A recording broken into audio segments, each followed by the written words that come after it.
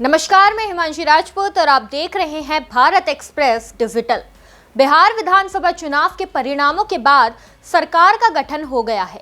अब ऐसे में उप मुख्यमंत्री लगातार एक्शन मोड में नजर आ रहे हैं। बता दें कि अपराधियों को चेताने से लेकर बुलडोजर एक्शन तक में सम्राट चौधरी काफी सख्त संदेश देते नजर आ रहे हैं। वहीं अब उन्होंने बड़ा बयान देते हुए कहा है कि बिहार में गुंडा बैंक चलाने वालों की खैर नहीं है। उन्होंने कहा कि राज्य में चल रहे गुंडा बैंक के अवैध कारोबार को पूरी तरह बंद कर दिया जाएगा।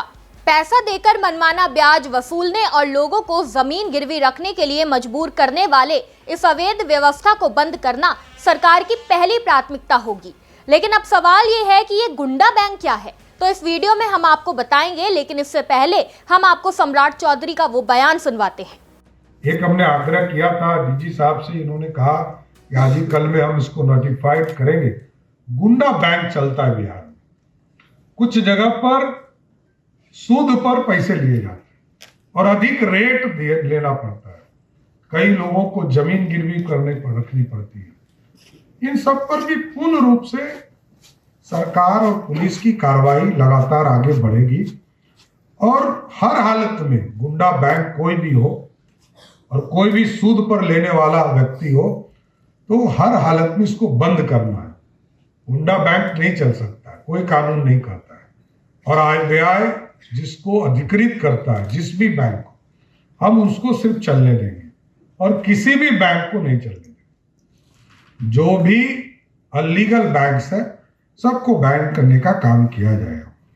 और एक अभी हम लोगों ने विशेष तौर पर अभियान चलाया कि सभी एसपी जो हमारे जिले में पदस्थापित है वो जिले के अंदर जो हमारे थाना है इसका इंस्पेक्शन करे।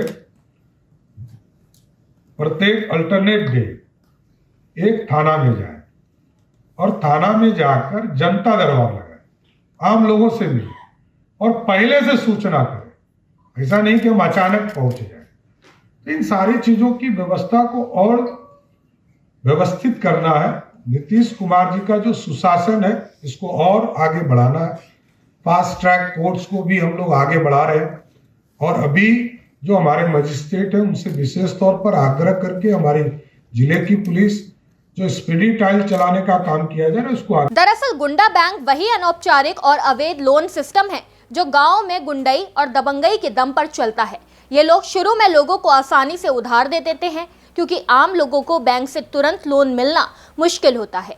लेकिन यहीं से समस्या शुरू होती है। ये उधारी मोटे ब्याज यानी सूद पर दी जाती है और फिर वसूली के नाम पर गरीब परिवारों का जीवन नरक बना दिया जाता है। गाँव में ये सिस्टम इतना फैल चुका है कि सूदखोर लोगों के घर पहुंचकर धमकी देते हैं, बदसलूकी करते हैं, जमीन, जेवर या घर की कीमती चीजें गिरवी रखने को मजबूर करते हैं।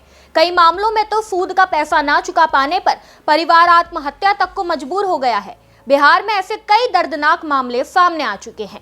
यही पूरा नेटवर्क आम भाषा में गुंडा बैंक कहलाता है और इसी अवैध सूदखोरी सिस्टम को खत्म करने की बात बिहार के उप मुख्यमंत्री सम्राट चौधरी कर रहे हैं। अब देखना होगा कि इन पर कार्रवाई कब से शुरू होती है और क्या वाकई इस खतरनाक व्यवस्था पर लगाम लगेगी। आप गुंडा बैंक पर सम्राट चौधरी की इस कार्रवाई को कैसे देखते हैं? अपनी राय कमेंट में जरूर बताएं। इस खबर में बस इतना ही। ऐसी ही तमाम खबरों को जानने के लिए देखते रहिए भारत एक्सप्रेस बिहार झारखंड।